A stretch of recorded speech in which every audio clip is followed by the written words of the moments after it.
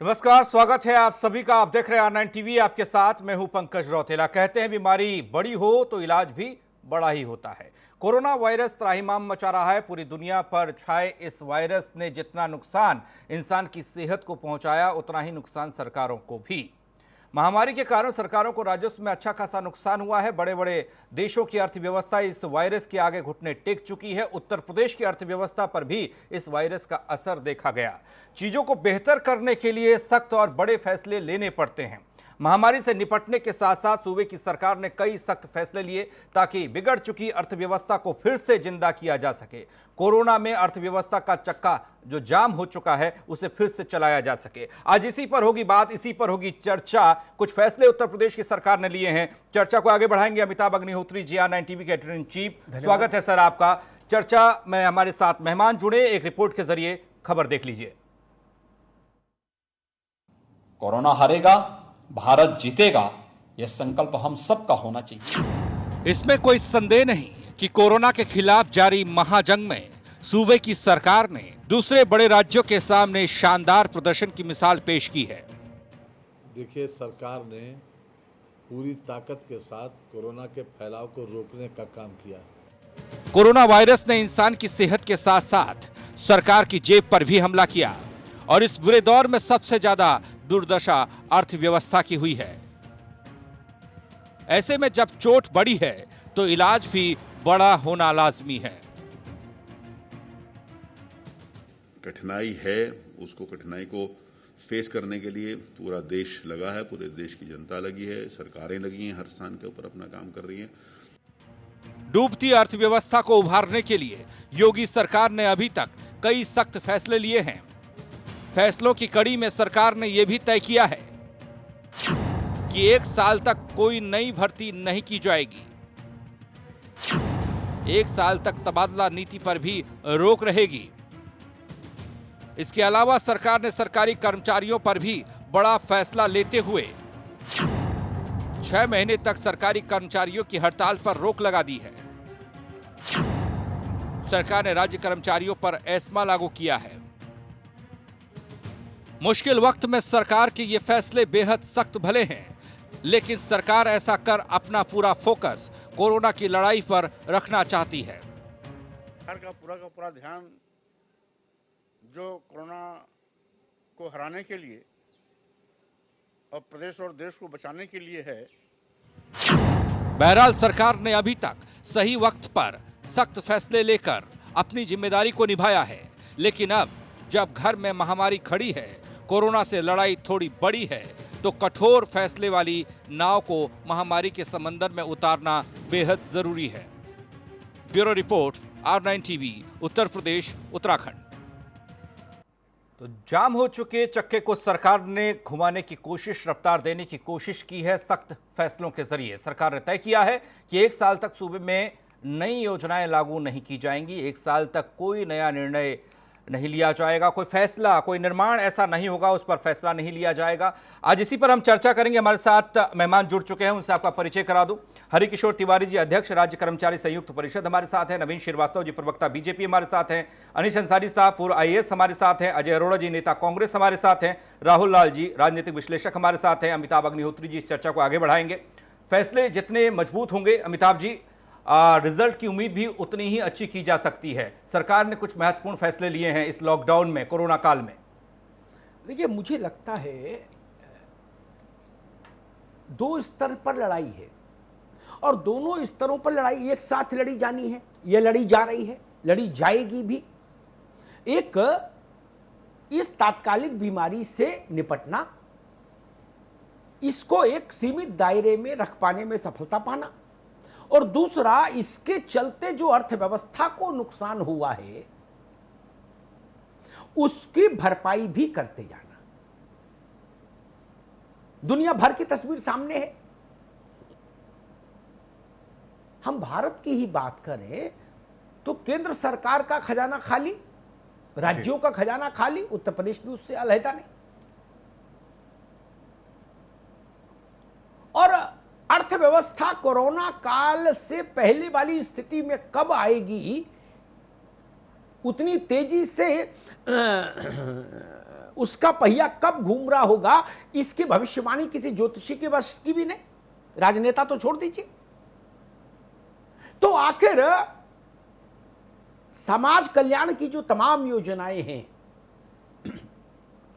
स्वास्थ्य से जुड़े जो खर्चे हैं, सरकारी कर्मचारियों की तनख्वाह का जो खर्चा है बड़ा, ये कैसे होंगे? उनके लिए जरूरी है। और ये जो फैसले योगी सरकार ने किए, मुझे नहीं लगता कि कोई इसकी आलोचना का कोई स्वर बनता है या इसके मुखालफत की कोई बात बनती है। हम सब अपने अपने घरों में किसी न किसी समय ऐसे फैसले ले चुके होते हैं। किसी बड़ी बीमारी से जब कोई अपना परिजन जूझता है, जिसमें किसी निजी अस्पताल में इलाज चले, तो हम अपने घर के सारे खर्चे रोक देते हैं। कहते भाई केवल रोटी पर खर्चा करिए और बाकी सब संसाधन इधर लगाइए, नया कपड़ा मत बनवाइए। कहते हैं ना, बिल्कुल वही बात राज्य कह रहा है, कोई नई बात नहीं कह रहा। हम ये भी कहते हैं परिवारीजनों से कि भाई रूठना मटकना भी बंद करिए कुछ समय के लिए। रात में अस्पताल में कौन रहेगा ये तय करो, सुबह खाना कौन ले जाएगा ये तय करो, ये रूठना मटकना नहीं चलेगा। अभी कहते हैं ना, वही सरकार ने कहा कि हड़ताल प्रदर्शन बंद कर दीजिए। वैसे ही हम ये भी देखते हैं कि ऐसी कोई परिस्थिति परिवार में हो और परिवार का कोई सदस्य ये कहे कि मैं सोच रहा हूं कि मैं नोएडा से बंगलोर शिफ्ट हो जाऊं, तो परिवार उससे कहता है भाई ये समय नहीं है ना, अस्त व्यस्तता मत फैलाइए, जिस ढर्रे पर गाड़ी चल रही है उसको चलने दीजिए, पहले जो अस्पताल में है वो ठीक होके आ जाए। वही तो सरकार ने कहा। आप सोचिए, अगर ट्रांसफर पॉलिसी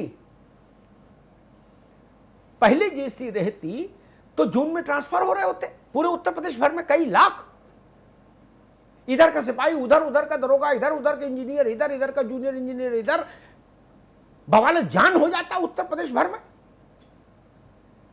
जो एक रिदम बनी है, जो एक एकाग्रता बनी है राहत कार्यों की, बचाव कार्यों की, वो ध्वस्तीभूत हो जाती। जो आदमी बलिया में टैकल कर रहा है उसकी जगह आप भेज देते गाजियाबाद के आदमी को बलिया, उसको 3 महीने बाद समझने में लगता, और बलिया वाला गाजियाबाद में 3 महीने में समझने में लगा देता, तब तक तो भैंस पानी में चली जाती।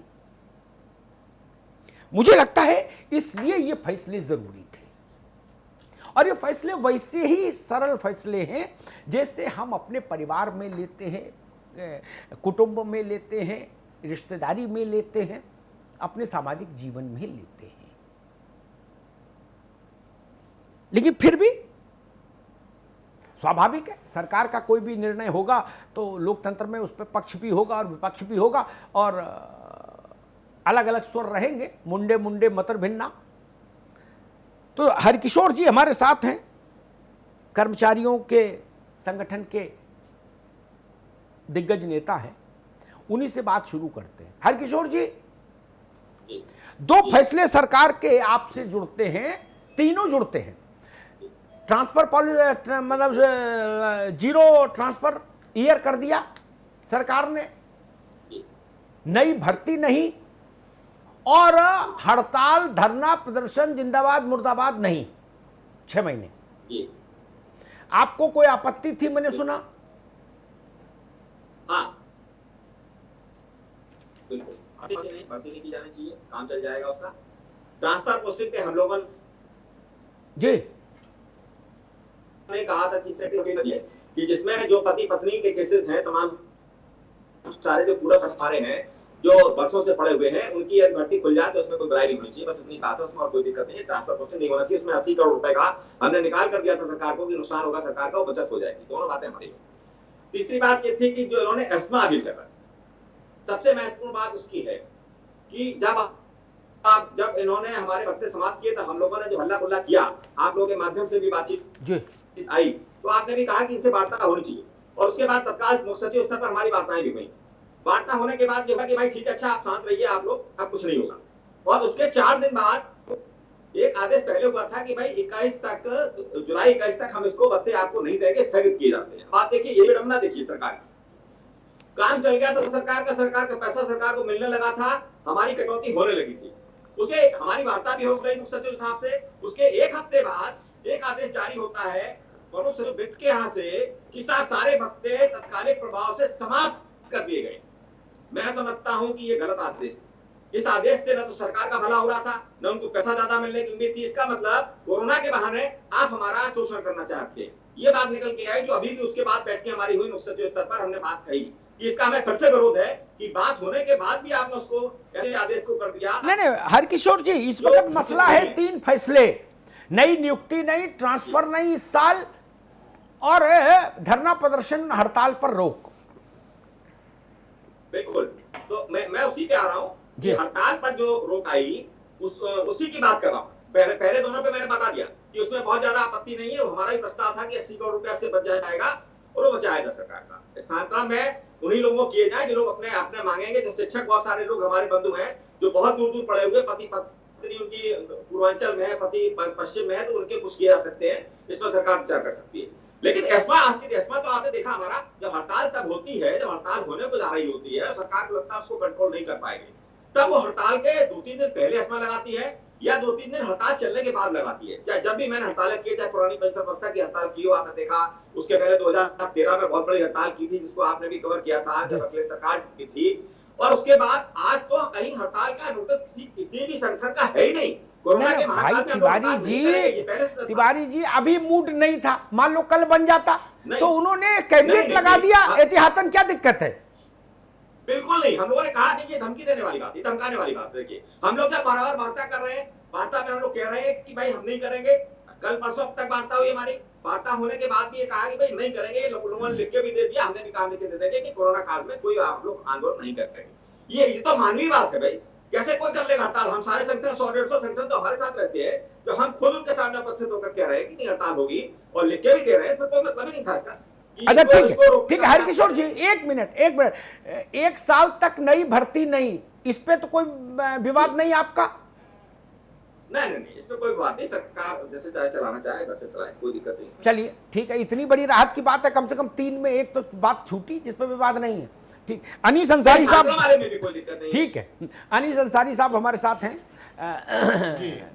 पूर्व नौकरशाह हैं, उत्तर प्रदेश की ब्यूरोक्रेसी में जाना पहचाना चेहरा है। अनीस अंसारी जी, 3 फैसले सामने हैं और कोरोना का संकट आपके सामने है, आप चीजों को देख रहे हैं। मुझे बताइए, इस संकट काल में ये 3 फैसले व्यवस्था को नॉर्मलाइज करने के लिए, चीजों को नॉर्मल करने की दिशा में कितने मददगार होंगे?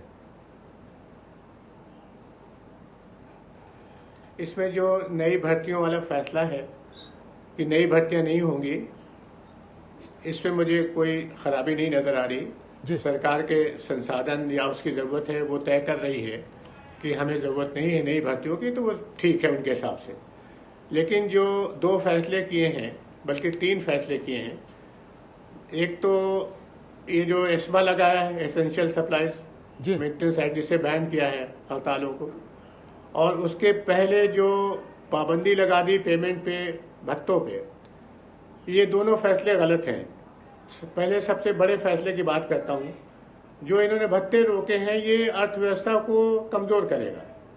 1929 में जब पहली डिप्रेशन आया था जी, तो सरकारों की जिम्मेदारी है कि वो सार्वजनिक असेट्स पैदा करें, सड़कें बनाएं, अस्पताल बनाएं, स्कूल खोलें, ताकि पैसा जनता के हाथ में जाए। तो जब जनता के पास पैसा जाएगा तो खर्च करेगी, जब खर्च करेगी तो उससे डिमांड उपजेगी, जब डिमांड उपजेगी तो प्रोडक्शन शुरू होगा, जब प्रोडक्शन शुरू होगा तो रोजगार पैदा होगा, रोजगार पैदा होंगे तो फिर डिमांड पैदा होगी। ये अच्छा सा साइकिल शुरू होगा। अभी हाल ही में डॉक्टर अभिजीत बनर्जी, जो नोबेल लॉरेट हैं, अमेरिका भेज हैं, हिंदुस्तान के शहरी हिंदुस्तान के थे, और रघुराम राजन साहब जो गवर्नर थे RBI, मेरा ख्याल है इस पैनल में जितने लोग शामिल हैं उसमें कम से कम मैं ये कह सकता हूँ कि हम उनके दिमाग तक नहीं पहुंच सकते, वो इतने ऊंची जानकारी रखने वाले लोग। उन्होंने मशवरा दिया है कि मंदी से निपटने के लिए 7,500 रुपए पर व्यक्ति जो बेरोजगार थे उनको पहुंचाया जाए, और ये भी कहा कि 3 महीने का एडवांस दिया जाए। उन्होंने क्यों कहा? उन्होंने इसलिए कहा कि जब सारा सेक्टर जो है उसका बंद पड़ा है, इकोनॉमी का कोई प्रोडक्शन नहीं हो रहा है, बेरोजगारी है, तो इस वक्त जनता के पास, गरीबों के पास पैसा आ जाएगा तो अपनी जरूरत की चीजें खरीदेंगे। सरकार की जिम्मेदारी उसको इस्लाह करे ताकि ठीक है, ठीक है अंसारी साहब, आपका तर्क जो है उसका मूल स्वर ये है कि हाथ में ज्यादा पैसा रहेगा तो ज्यादा खरीदेंगे तो अर्थव्यवस्था को गति मिलेगी। ये बेसिक सिद्धांत है अर्थव्यवस्था का, ये भी एक सिद्धांत है। मैं राहुल लाल के पास चलूं उससे पहले एक बात अंसारी साहब ने जो टिप्पणी की उस पर कहूंगा।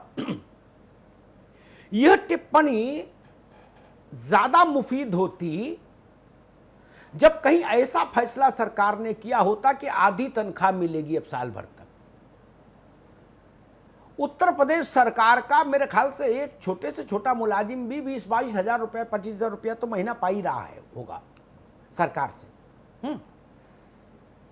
तो 20-25 हजार रुपया पाने वाले का 500 रुपया का, 700 रुपए का अगर भत्ता रुक गया तो उससे उसकी परचेजिंग पावर खत्म हो गई, वो कंगाल हो गया, बेहाल हो गया, तबाह हो गया, ऐसा मुझे लगता नहीं।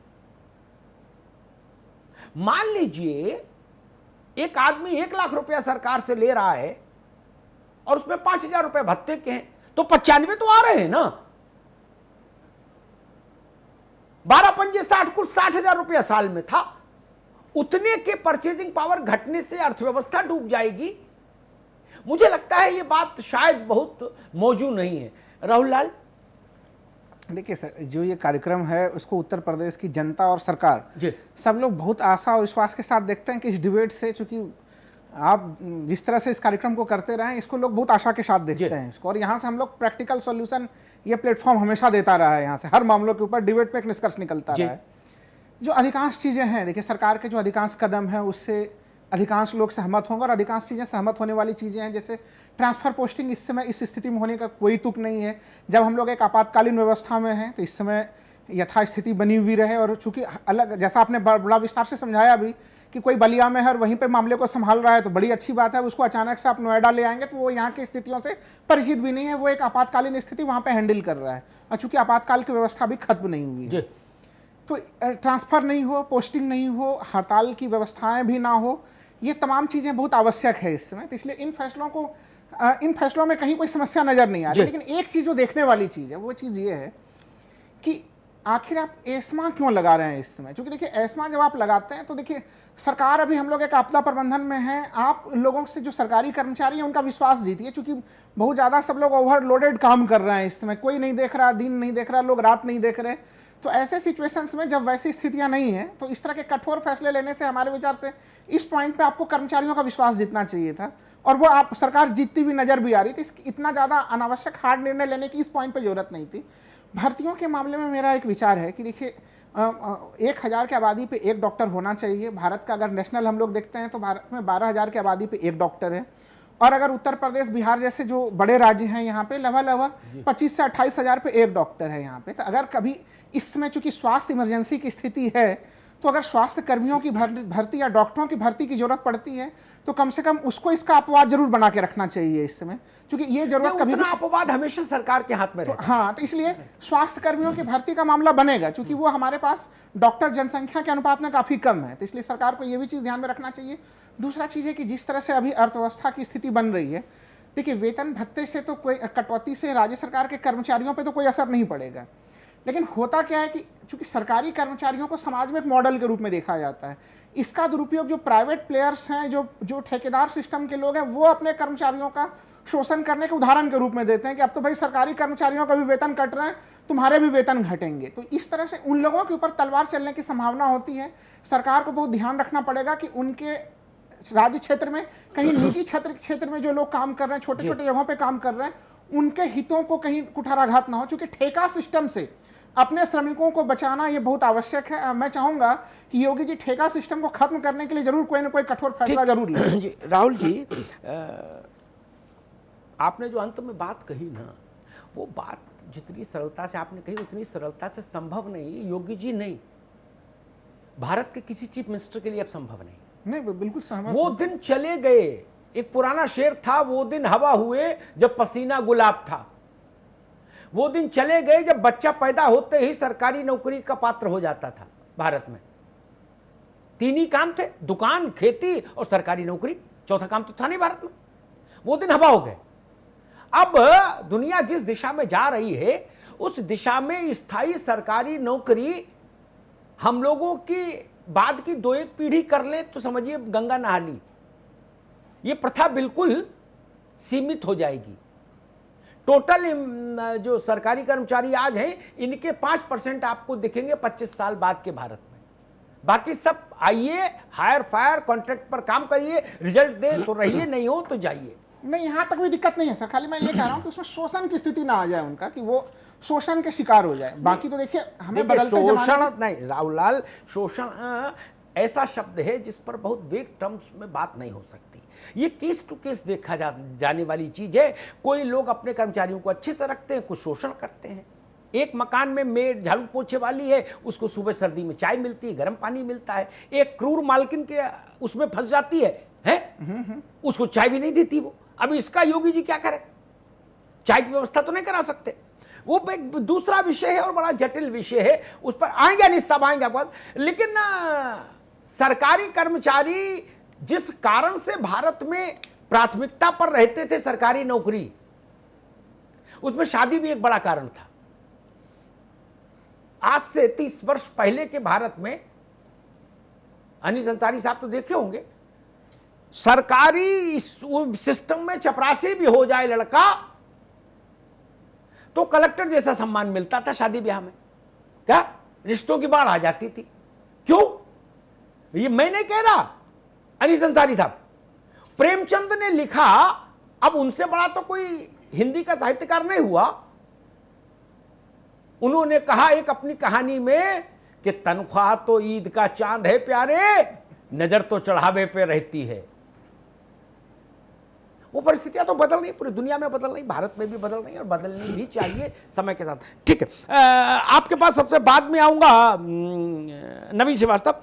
अजय अरोड़ा, जो संकट के समय हम लोग अपने घर में व्यवस्थाएं लागू करते हैं, वही व्यवस्थाएं संकट के समय राज्य भी लागू करता है। हम उनको अपने घर में स्वीकार कर लेते हैं, राज्य के स्तर पर असहमति जताते हैं। क्यों? अमिताभ जी, भारत में कई राज्य हैं, कई स्टेट हैं। उत्तर प्रदेश ही क्यों? ये जो एस्मा की बीमारी है, मैं बीमारी कर रहा हूं आज के उसमें, एसेंशियल सर्विसेज मैनेजमेंट एक्ट 1968 में पार्लियामेंट में लागू हुआ। इसकी आवश्यकता क्यों पड़ी? 2 चीजें बताता हूं। जो निकल के आई बात, राहुल लाल जी की बात निकल के आई और तिवारी जी की निकल के बात यह आई, विश्वास और डर, 2 चीजें सामने आई। एस्मा इज इक्वल टू विश्वास कोमा डर, 2 चीज निकल के आई। एक तो उत्तर प्रदेश सरकार को जो कर्मचारियों के बीच में और प्रशासन के बीच में या प्राइवेट सेक्टर में जो विश्वास था, विश्वास टूटा है। उनके दिल में ठेस है कि सरकार ने, जिस सरकार पर हमने विश्वास किया और चुन के मुख्यमंत्री बनाया, चुन के हमने विश्वास किया, हमने विश्वास किया अमिताभ जी पे, हमने विश्वास किया राहुल लाल जी पे। अरे जब जनता विश्वास कर रही है तो आदरणीय मुख्यमंत्री को विश्वास क्यों नहीं? अब दूसरी बात, डर, डर, ये डर है एस्मा का, पूरा लिखा हुआ एस्मा में। अगर जो भी इसमें दोषी पाया गया, बिना वारंट के वो मुजरिम है, उसकी कैद है।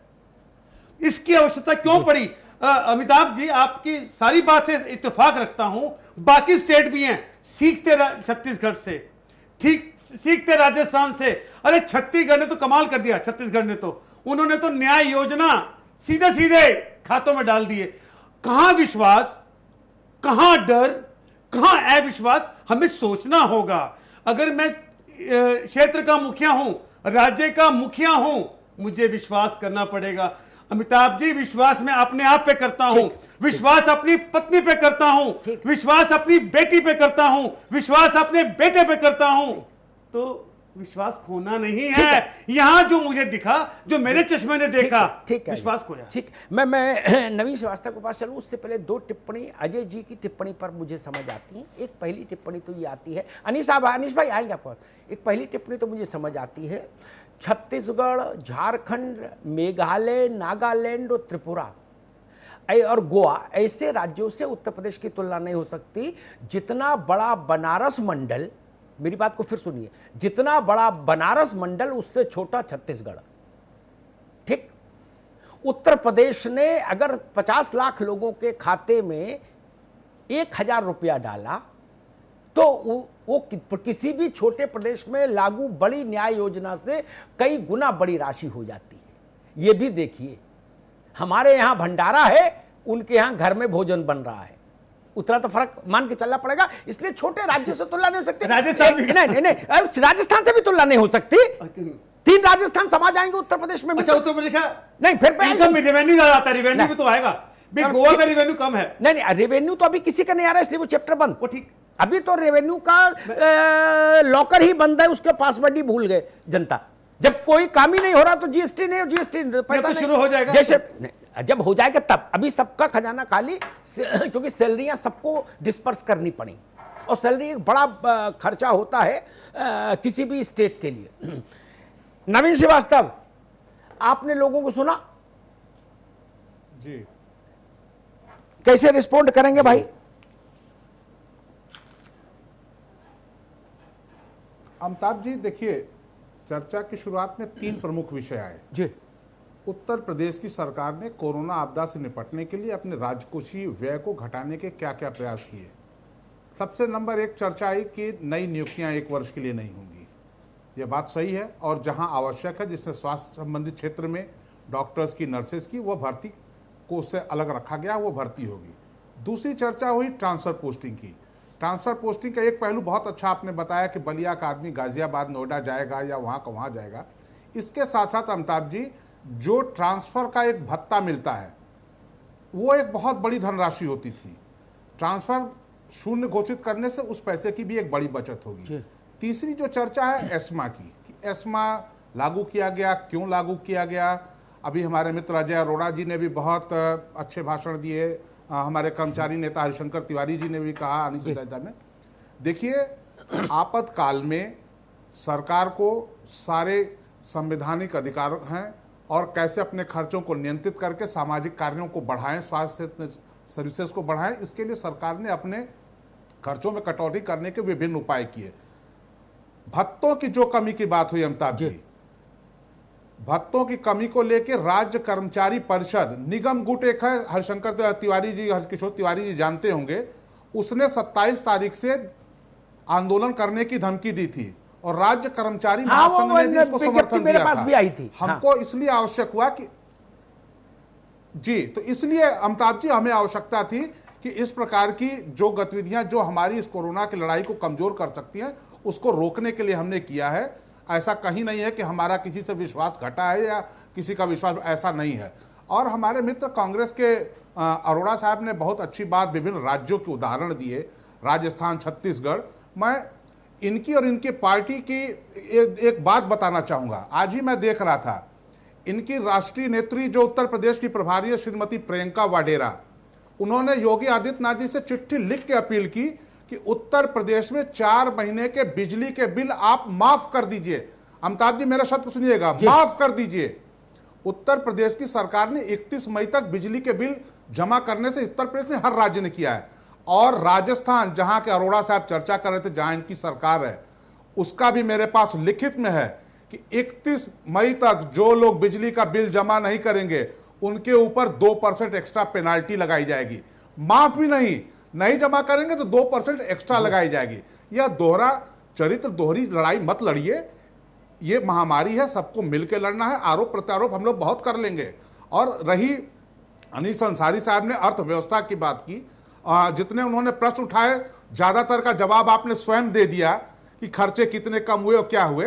देखिए, अगर कर्मचारियों के कुछ भत्तों की कटौती से हम उत्तर प्रदेश ऐसे राज्य में 30 लाख ऐसे लोग, अमिताभ जी, जो सड़कों पर रेहड़ी खोमचा रिक्शा चलाते थे, ठेला लगाते थे, उनके खातों में 2 बार 1,000 रुपए देने का सरकार ने जो निर्णय किया और पैसा भेजा, उसके लिए हमें कहीं ना कहीं से मौद्रिक व्यवस्था करनी पड़ेगी।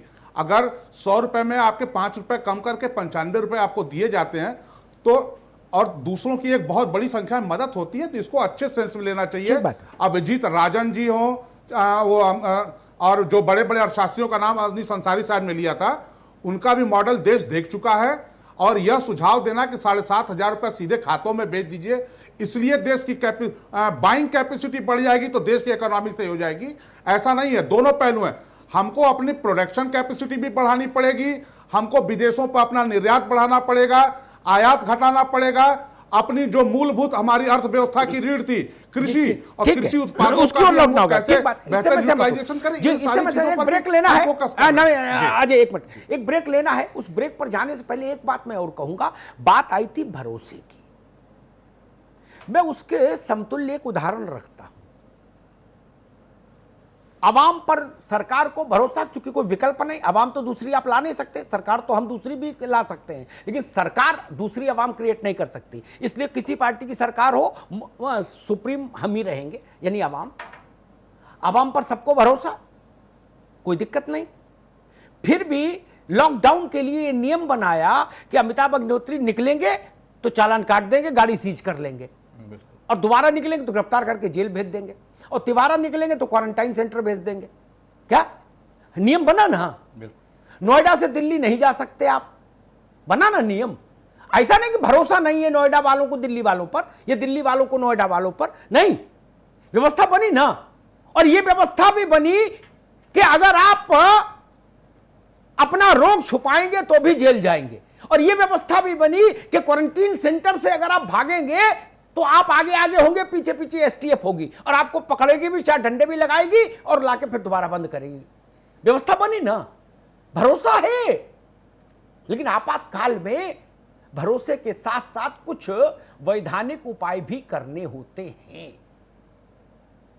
हम अपने बच्चों पर भरोसा करते हैं, लेकिन जब वो बहुत छोटे होते हैं तो घर की कुंडी बंद रखते हैं, क्योंकि अनजाने में भी वो बाहर निकल सकते हैं ना, अगर गेट खुला छोड़ दें। और बच्चा अगर हमसे ये कहे कि पापा आपको हम पे भरोसा नहीं, क्या नहीं, आप जिगर के टुकड़े हैं, आप पर तो भरोसा है ही जी। लेकिन कोई आ गया, उसने कहा बेटा चॉकलेट लोगे, और वो बाहर निकला और हमारे फोन पर घंटी आएगी भी 25 लाख दीजिए, क्या? तो उससे बेहतर है हम कुंडी बंद रखें।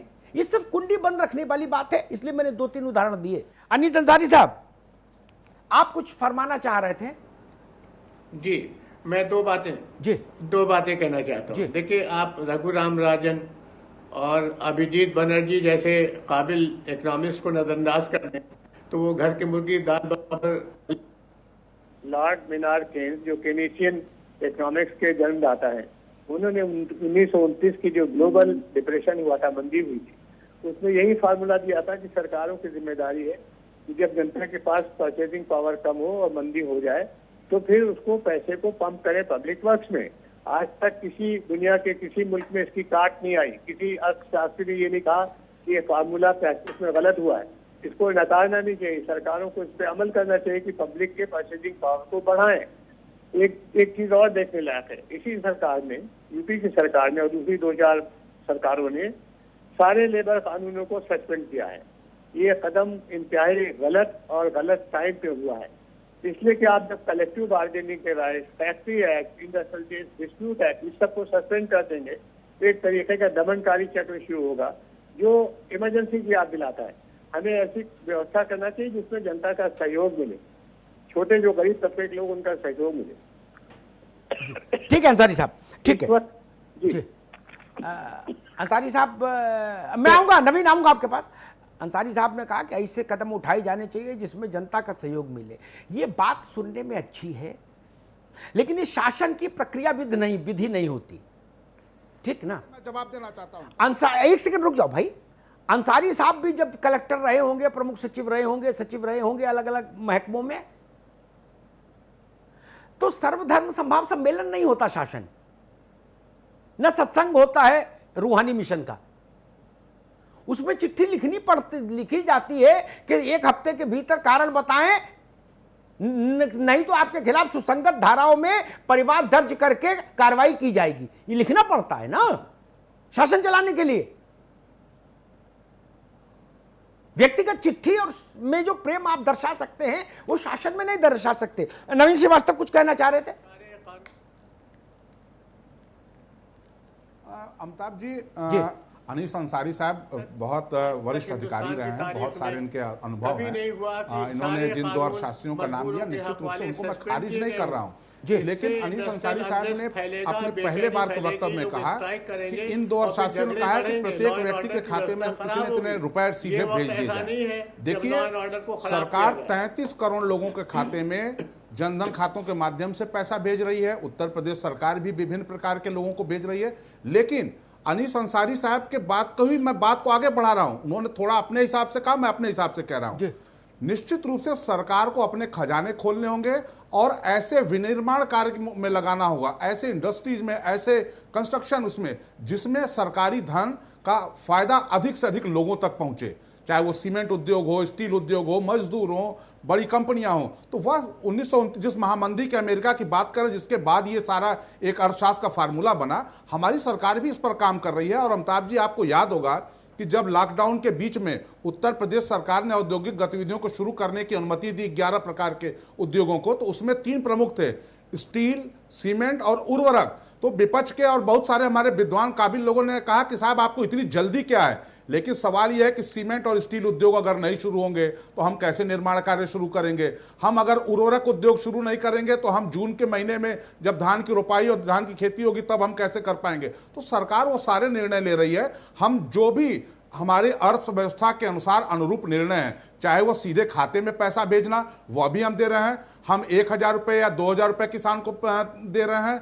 अर्थशास्त्री लोग कह रहे हैं कि 7500 दीजिए, वह एक अलग का विषय है। दूसरा जो हम सबसे बड़ा काम कर रहे हैं कि हम MSME, अमिताभ जी देखिए, जब हम पूरी दुनिया में सोने की चिड़िया कहे जाते थे तो हमारे यहाँ कोई बड़ा उद्योग नहीं था। हमारी कृषि अर्थव्यवस्था और हमारे कुटीर उद्योग, उसके ही दम पे हम विश्व की आर्थिक शक्ति थे। आज हमको ईश्वर ने इस कोरोना महामारी में भी एक मौका दिया है कि अपने कुटीर उद्योगों को, और सौभाग्य है कि उत्तर प्रदेश में योगी आदित्यनाथ जी की सरकार जब 2017 में बनी, कहीं कोरोना का दूर दूर तक पता नहीं था, तब उनके सरकार की सबसे महत्वपूर्ण योजना थी 1 डिस्ट्रिक्ट 1 प्रोडक्ट। और आज हम उसको ही इन्हांस करके, अगर हम 30 लाख अप्रवासी मजदूरों, 90 लाख और मजदूरों को स्थानीय स्तर पर रोजगार सृजन की बात करें तो इस क्षेत्र में भी कर रहे हैं। हम सारे वह प्रकार कर रहे हैं। ठीक है, लेकिन अर्थशास्त्र का मतलब 2+4 नहीं होता है। ठीक है, फार्मूले पे पूरी दुनिया की अर्थव्यवस्था नहीं चलती है। जी, आगे आपके पास बाकी मेहमानों के पास चलूंगा।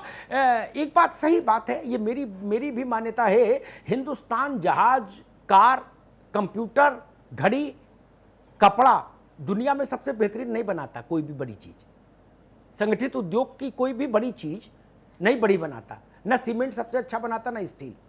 लेकिन कन्नौज के इत्र का कोई जवाब नहीं है अभी भी। हस्तशिल्प का जवाब नहीं है। और जिन लोगों ने कनाडा जीत लिया, उनके भी मसालों ने वहां क्रांति कर दी। अमेरिका में पटेलों ने क्रांति कर दी। बुलेट ट्रेन हम नहीं बना पाते। भारत अगर चमक रहा है दुनिया में, जितना भी लोकप्रिय है, वो इन्हीं कारणों से है, छोटे उद्योगों से, जो उसके पारंपरिक उद्योग रहे हैं। ठीक, राहुल लाल, एक बहस चल रही है कि भाई तत्काल प्रभाव से कैश ट्रांसफर करिए। एक थ्योरी ये है, और एक दूसरी थ्योरी ये है कि मछली खिलाइए नहीं, क्योंकि आप खिला कब तक सकते हैं, एक सीमा है मछली खिलाने की। मछली पकड़ना सिखाइए जल्दी जल्दी। ये देखिए, लोगों को आत्मनिर्भर तो बनाना पड़ेगा। आप लगातार पैसे देखिए कितना खींचेंगे, लेकिन जो मुख्य चीज़ है, जैसे अभी MSME को लेके बात शुरू हो रही थी, मैं थोड़ा उसके ऊपर आना चाहूँगा कि देखिए, 1 डिस्ट्रिक्ट 1 प्रोडक्ट बहुत ही शानदार कार्यक्रम है MSME को लेके, इसमें कोई शक नहीं है, दुनिया भर में इसकी तारीफ हो रही है। लेकिन जैसे अभी केंद्र सरकार ने जब घोषणा की 3 लाख करोड़ के लोन के लिए MSME के लिए, तो अभी एमएसएमई की जरूरत है क्या? एक तो देखिए, जब वित्त मंत्री निर्मला सीतारमण ने वो बयान दिया तो वो बयान में उन्होंने खुद ही कहा कि इस 3 लाख करोड़ का जो लाभ मिलेगा वो 50 करोड़ एमएसएमई को मिलेगा। अगर आप भारत सरकार के जाके देखें एमएसएमई पे, तो कम से कम वहाँ पे दर्ज एमएसएमई की संख्या 6 करोड़ है। यानी इसका मतलब है कि 5 करोड़ 50 लाख एमएसएमई अभी भी उससे बाहर ही रहेंगे, अगर वित्त मंत्री के पूरे बयान को ही देख रहे हैं। और इस समय एमएसएमई के लोगों से बातचीत कीजिए, वो कहते हैं कि हमें लोन नहीं चाहिए, हमें आप पैसा भी मत दिलवाइए।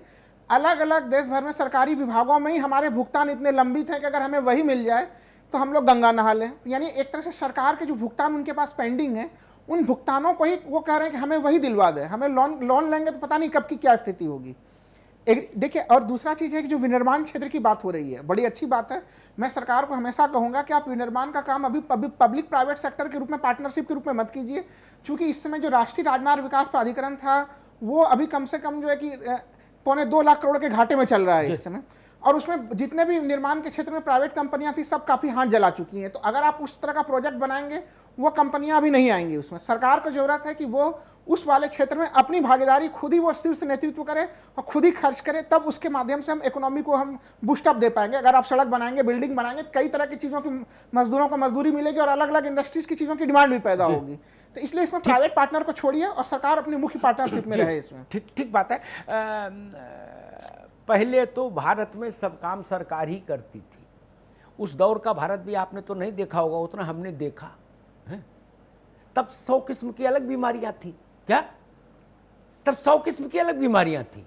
जब केवल बीएसएनएल ही फोन देता था पूरे भारत भर में, प्रधानमंत्री से लेके और ननकू तक को, तो फोन लेने के लिए एमपी साहब के घर में 6 महीने झाड़ू पोछा करना पड़ता था, तब एक फोन मिलता था। आज एक फोन पर 100 कनेक्शन तो हैं।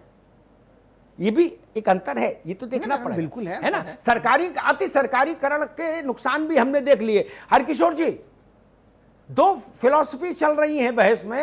एक है कि भाई बाकी सब छोड़ो, 10,000 रुपया महीना हर आदमी को कह दो भाई तुम लो।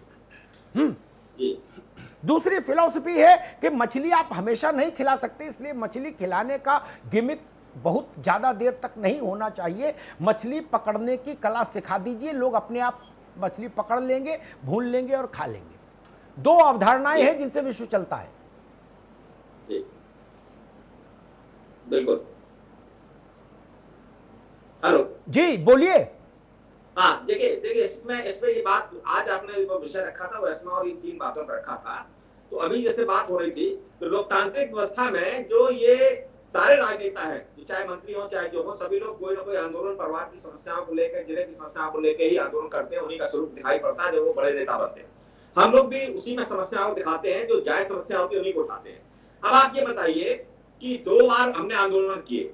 2013 में एक बड़ा आंदोलन किया, अखिलेश सरकार थी उस टाइम पे। उसके बाद ये पुरानी पेंशन व्यवस्था पे किया, बड़ा हलचल मची। माननीय उच्च न्यायालय ने भी हस्तक्षेप किया कि इनसे बात की जाए। उसके दोनों बार के बाद बड़ी बड़ी कमेटियों के बाद जैसी हमारी समाप्त हो गई, वो समस्याएं वहीं के वहीं रह गई। उनका आज तक कहीं अता पता नहीं चला कि क्या हो रहा है, कोई बात करने को तैयार है। लाखों करोड़ रुपया हमारा बर्बाद हो रहा है, पुरानी पेंशन व्यवस्था हमको नहीं दी गई, नई पेंशन व्यवस्था में बर्बाद कर दिया आपको। तो ये अभी जैसे आप बात कर रहे हैं कि क्या समस्या आ गई 2,500 करोड़ रुपए की। हमारा एक भत्ता होता है जिसमें कि 2 बच्चे के बाद में फैमिली प्लानिंग का भत्ता होता है। 2 बच्चे का पैदा करेगा कोई भी कर्मचारी तो उसको 500 रुपए मिलेगा। ये आज 30 साल पहले हमने भी अपना उसको अडॉप्ट किया, मान लीजिए, और हमने उसको कहा कि ठीक है हम 500 रुपए लेंगे और 2 बच्चे पैदा करेंगे। प्रोत्साहन मिला, हमने लिया। आज 15, 20 साल, 25 साल बाद हमसे कहा गया नहीं 2 बच्चे तो हो गए आपके, लेकिन अब 500 रुपए हमने आज काट दिया आपका उठा के। ये सिद्धांतिक दिक्कत है भाई, ऐसे कैसे बच्चे काट दिया आपने? आज 30 साल पहले हमसे एग्रीमेंट किया और आज आपने कहा नहीं हमने उड़ा दिया कोरोना के बहाने आपका। ठीक है, ठीक है तिवारी जी, ठीक है, समय कम है। ठीक है तिवारी जी, सरकारी कर, ठीक है तिवारी जी, सर ठीक है, आगे बात। समय कम है। सरकारी कर्मचारियों को इसलिए प्रसन्न रहना चाहिए, बाकी दुनिया भारत में जो हो सो हो, लेकिन वेतन आयोग तो समय से आता ही है और अच्छी रिपोर्ट देता है। और जब वेतन आयोग लागू हुआ तब जय हो गई, बल्ले बल्ले हो गई, है ना। तो अब जेब में पैसा अच्छा जा रहा है, काहे को परेशान, थोड़ा बहुत त्याग तपस्या भी करना चाहिए सबको। अजय अरोड़ा जी। अमिताभ जी, जी, सभी की बातों में सम्मिलित होते हुए मैं गागर में सागर भरता हूं। आपने मछली की बात की और मेरी मछली की आंख। आपने बात रखी कुंडी बंद करने की कि कुंडी बंद करनी पड़ेगी। इसका मतलब उत्तर प्रदेश में चाहे प्रवासी मजदूर हो, कर्मचारी हो, इन्हें बार बार कुंडी बंद करनी क्यों पड़ती है? एस्मा क्यों? एस्मा क्यों? एस्मा के बिना भी काम चल सकता था, ये नियम लागू हो सकते थे। अभी एमएसएमई की बात की नवीन जी ने। मैं अमिताभ जी, मुझे नहीं पता आप किस क्षेत्र में रहते, जिस क्षेत्र में रहता हूं मुझे मालूम है, जो नेबरहुड शॉप्स थी, छोटे दुकानदार, छोटे मंझले दुकानदार, होलसेल टेलर, उनके लिए क्या योजना है? एमएसएमई की बात राहुल लाल जी से मैं इत्तेफाक रखता हूं।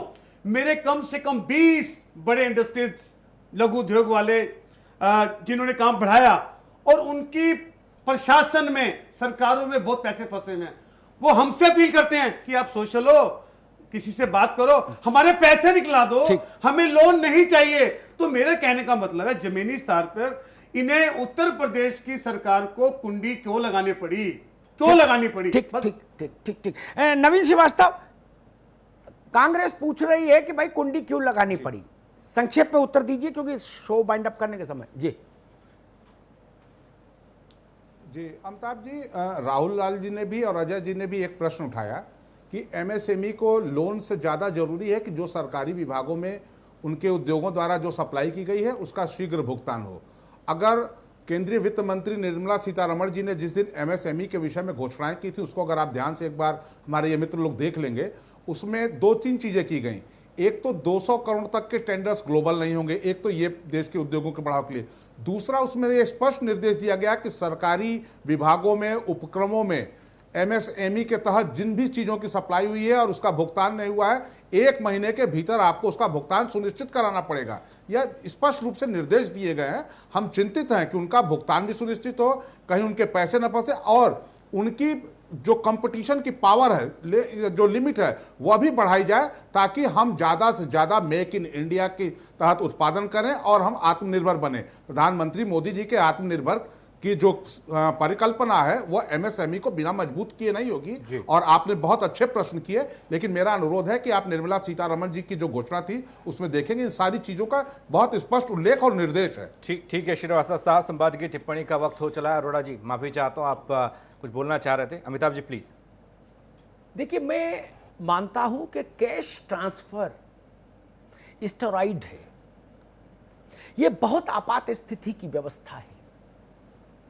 ये किसी भी समाज को, किसी भी राष्ट्र को पैरों पर खड़ा नहीं कर सकती। कैश ट्रांसफर नहीं, उद्यम ही पैरों पर खड़ा करता है देश को। एक हाँ, स्टेरॉइड कब दिया जाता है? जब पता लगता है कि भाई अबाउट टू डेथ है तो स्टेरॉइड दे दिया, लेकिन स्टेरॉइड के परिणाम आपके ही शरीर को भुगतने पड़ेंगे। डॉक्टर तो देख के बरी हुआ, उसने मरते आदमी को खड़ा कर दिया और बाय बाय करा दिया, हाय हाय करा दिया, टेलीफोन पे बात करा दी मामा से, लेकिन 10 साल तक उसके समस्या रहेगी। इसीलिए तो एस्टेरॉइड बैन है। एथलीट्स के बीच में एस्टेरॉइड क्यों बैन है? इसीलिए बैन है ना। उस वक्त तो भाग लेंगे, उसके बाद में फेफड़े ले जाएगा एस्टेरॉइड। लाल साहब ठीक कह रहा हूं ना, ये वैसी चीज है। दूसरी एक बात मैं कहूंगा, बार बार हम लोग मिसमैच कर देते हैं चीजों को। दुनिया के जिन मुल्कों में हैवी कैश ट्रांसफर हुआ, ऐसा धारणा रही, अनीश अंसारी साहब बता रहे थे कि जो वैश्विक मंदी आई थी पिछले समय में, उसमें ऐसा हुआ कुछ देशों में। 2 बातें अनीश अंसारी साहब सुविधापूर्वक छुपा गए, उनके बिना ये बात ही अधूरी थी। 2 प्रमाण वो तथ्य भूल गए जो ठीक नहीं भूलना। यह प्रक्रिया आर्थिक तौर पर समृद्ध देशों में रही, एक लिख लीजिए मेरी बात, और यह प्रक्रिया उन देशों में रही जहां जनसंख्या का घनत्व बहुत कम रहा, कम आबादी वाले अधिक संपन्न राष्ट्र। ठीक, जमींदार के यहां संकट आया तो उसने कह दिया भाई जितने हमारे परिजन हैं, 20 लोग हैं, सबको 10-10 हजार रुपया महीना देंगे, कोई दिक्कत नहीं, गुल्लक पड़ा है। ननको और रज्जाक से आप अपेक्षा नहीं कर सकते, वो तो धरती का पेट फाड़ेंगे, पैदा करेंगे, उसी से सब खाएंगे। भारत के बारे में कोई राय बनाने से पहले ये सोचिए कि 135 करोड़ की आबादी में कितनी प्रोडक्टिव आबादी है, ये तो सोच लीजिए एक बार। कितनी आबादी ऐसी है जो अमेरिका के एट पार खड़ी होती। बार बार लोग आजकल ट्रंप की योजनाओं का भी हवाला देने लगे भारत में। मैं तो उनकी बुद्धि को प्रणाम करता हूं, कहीं मिल जाए तो चरण बिछू। मुझे बताइए 30 करोड़ की आबादी वाले अमेरिका के आर्थिक संसाधन देख लीजिए और 135 करोड़ वाले भारत के देख लीजिए। बोले जी ट्रंप दे सकता, आप नहीं दे सकते। अच्छा बात है, ये बात बच्चे कभी कभी करते हैं, छोटे जब होते, बड़े होते तब नहीं कि पापा देखिए वो पड़ोसी ने मर्सिडीज खरीद ली, आप आल्टो में अटके पड़े हो। लेकिन जैसे बच्चे बड़े हो जाते हैं वो जानते हैं कि तेते पांव पसारिए जेती लांबी सौर। क्या हमको भारत नहीं पता? हरकिशोर जी को नहीं पता, कि राहुल को नहीं पता, कि अजय को नहीं पता, कि नवीन को नहीं, किसको नहीं पता भारत? हमको अपनी स्थिति पता है ना।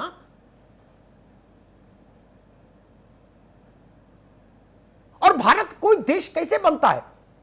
व्यक्तियों की संपन्नता जब सामूहिक रूप में एक साथ रख दी जाए एक टोकरी में, तो वो राष्ट्र की समृद्धि हो जाती है। यही ना फॉर्मूला राहुल? इसके अलावा कोई दूसरा पाइथागोरस की प्रमेय तो है नहीं। हम 5 लोगों की संपन्नता, समृद्धि की संपत्ति एक साथ जोड़ दीजिए, जिसको हम लोग देश की एसेट कहते हैं कि राष्ट्र की एसेट कितनी है, वो वहीं से तो निकलती है। क्या आपको नहीं पता मनमोहन सिंह के समय में, डॉक्टर मनमोहन सिंह के रिजीम में डॉक्टर साहब ने अर्जुन सेन गुप्ता की कमेटी बनाई, रिनाउंड इकोनॉमिस्ट थे भारत के, राज्यसभा के मेंबर थे। उन्होंने जो रिपोर्ट सबमिट की, मेरे पास उसकी कॉपी देखी आई। उस समय उन्होंने कहा, सुन लीजिएगा गौर से, फिर बड़ी बड़ी बातें करने के लिए शायद आपको संकोच होगा। मनमोहन सिंह के समय रिपोर्ट आई थी, उन्होंने कहा था 70% भारत की आबादी, 70% आबादी भारत की प्रति व्यक्ति प्रतिदिन 20 रुपए से कम खर्च कर पाती है की हैसियत में है। अब ये सुन लीजिए और अपना सिर दीवार में मारिए, फिर बड़ी बड़ी बातें करिए कि बताइए साहब आप हर किसी को कार नहीं दे सकते क्या? कोई आएगा बताइए हर किसी को 5 स्टार का कूपन नहीं दे सकते क्या? कुछ भी कह सकते हैं। कोई ये भी कह सकता है कि हर किसी को 1-5 तोले की चेन नहीं दे सकते क्या? हम अपने घर को तो देखें। मैं फिर दोहराऊंगा जी, कैश ट्रांसफर इस उपाय नहीं भारत जैसे राष्ट्र के लिए। आप एक बार स्टेरॉइड दे दीजिए, लेकिन कोशिश करिए एक गांव में स्वयं सहायता समूह बनवाइए, 10 भैंस खरीदवा दीजिए। और कैश ट्रांसफर का उपयोग दुरुपयोग भी होता है, यह भी हमने देखा। पता लगा मैकू के पास कैश ट्रांसफर गया और मैकू बगल में ठेके वाले के पास पाया गया। शाम को सुबह कैश ट्रांसफर हुआ और शाम को ठेके वाले क्या उसके यहां ट्रांसफर कर दिया। तब क्या करिएगा? अरे मैकू को चाय का खोखा भी खुलवा दोगे तो 300 रुपया शाम को लेके आएगा, परिवार पलेगा। इसलिए मैं कहूंगा लघु उद्योग हो, मध्यम उद्योग हो, कृषि आधारित उद्योग हो, उनमें जुटिए। और आज के विषय पर मैं कहूंगा फैसला अच्छा है। सरकारी कर्मचारी भी इसी समाज के अंग हैं। जिस समाज से मुख्यमंत्री और मंत्री और नेता और विधायक और पत्रकार सब लोग निकलते हैं, उसी से सरकारी कर्मचारी निकलता है। एक ही मां के गर्भ से सब आए हैं भारत माता के। थोड़ा अगर कठिन समय है तो फिर रह लीजिए ना। इस देश में शासक होने का असली आनंद भी तो सरकारी कर्मचारी लेता है। और कौन लेता है? आज भी गांव में आदमी लेखपाल से डरता है, सिपाही से डरता, और किसी से तो डरता नहीं। क्यों? वो कहता भाई उत्तर प्रदेश सरकार है, मछली वाला मामला है, 2 मछली राज चिन्ह है, यही है ना।